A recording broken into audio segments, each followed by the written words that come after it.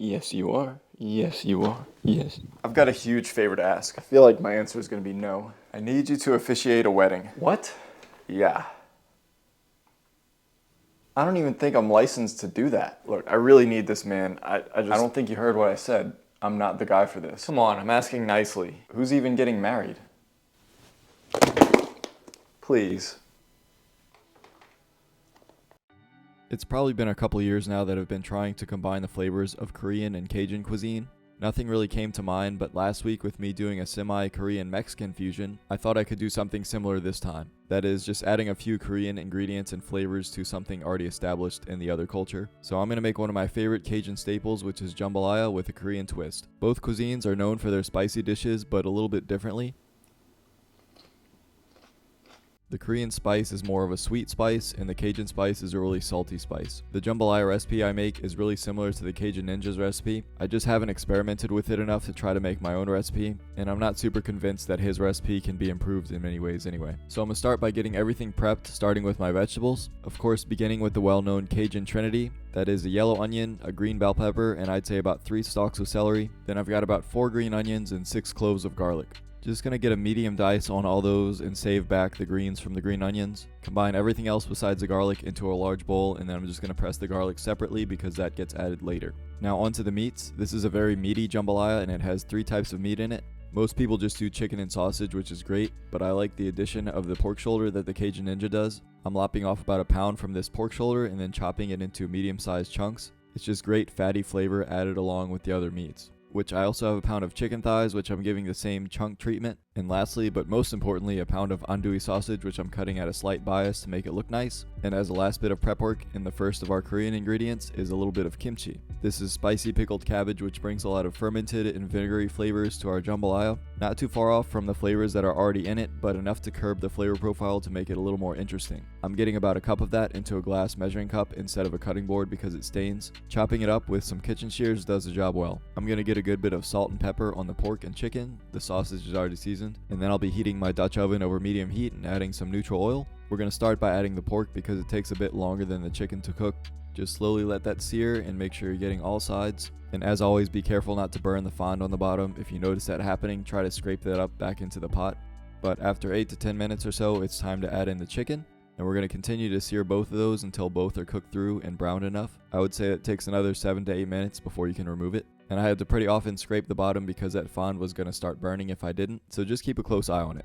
Finally, I'm just going to sear up the sausage and make sure I get brown color on both sides. I gave those about 5 minutes before removing them. And now you can add in the Trinity vegetables and they'll start releasing moisture, which will really help you to break up the bottom. As long as you keep stirring, they'll continue to release their water, which will make sure that the bottom doesn't burn. And I let these go for like 25 minutes to really make sure they were softened and browned really well. And in the last 5 minutes or so of that, I'm going to add in the garlic and start to bloom that, along with a few seasonings to get those toasted as well. First, about a half tablespoon of Cajun seasoning. I always use Tony's. Then a couple of beef bouillon cubes. I'm going to add in some chicken bouillon later. And then lastly, another half tablespoon of gochugaru. This is Korean chili flakes and brings its own distinctive spice to this dish. Traditionally, you would use more cayenne pepper for more Louisiana style cooking. And then I'm going to add in the signature ingredient for this fusion, which is 2 tablespoons of gochujang. This is used in tons of different ways for Korean dishes, but it can be used as a base for soups and stews. And here it's going to help flavor the rice and the entire dish really beautifully. But after that 25 to 30 minute mark, we can start to deglaze this. I'm going to start with my kimchi. That brings a little bit of its juice and will help to start liquefying everything.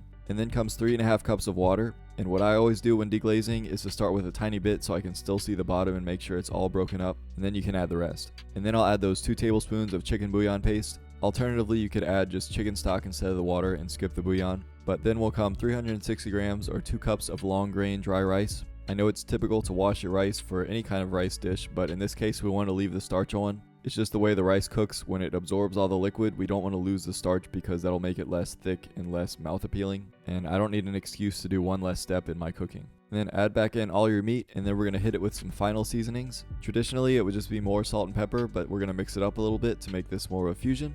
I'm doing 2 tablespoons of dark soy sauce. You could just use regular, but this will just bring a darker color and make it more visually appealing. Then I'm doing about a tablespoon of fish sauce. I also added this to my gumbo recipe and I really think it makes it better, even without the fusion aspect. It's just a really nice umami boost. Now all that's left to do is bring this to a boil and stick it into my oven at 300 degrees Fahrenheit. It just needs to cook for 1 hour exactly.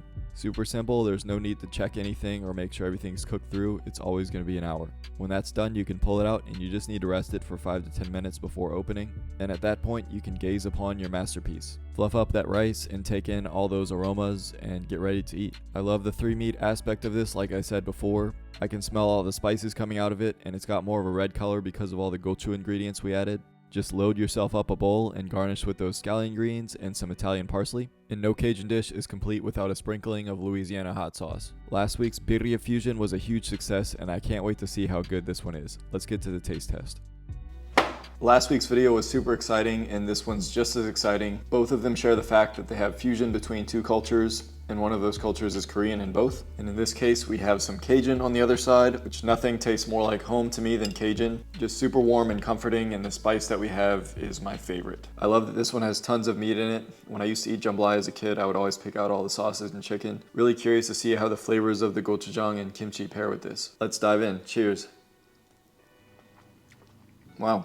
Of course, it's even spicier than what the regular jambalaya recipe would be because of the added spice from the Korean flavors. Just be ready for that. But I really have to say that the 2 flavors of the Louisiana hot sauce and the kimchi, they just pair so well. I've said before that Louisiana hot sauce is a super vinegary hot sauce, which I really like. And of course, kimchi is pickled cabbage, so that pickly flavor comes through. Really wish I would have done this sooner. It really works. Now, just like in last week's video, this isn't really a fusion recipe because it's just a jambalaya recipe with a couple of Korean ingredients added. I would be really curious to see like 2 types of recipes met in the middle, which I can't think of anything at the moment.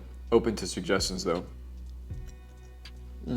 But having eaten this type of jambalaya tons of times before, I can really pick out the differences that were added. Like I already mentioned the kimchi, but the gochujang and the soy sauce and the fish sauce, they come through in this. Or maybe if you've never had jambalaya before or not that often, you wouldn't be able to tell that this is a different type. But I guess it's kind of a good thing because you don't want to take away too much from that recipe that it already is. Literally my favorite thing to come out of New Orleans food is andouille sausage. I think it goes in everything. But I'm glad to have thought of this, and now I'm glad it exists. I hope someone else tries it, or at the very least, go try the Cajun Ninja's jambalaya recipe because you'll really love it. But that's gonna do it for me today. Thank you all for watching, be blessed, and I'll see you next time.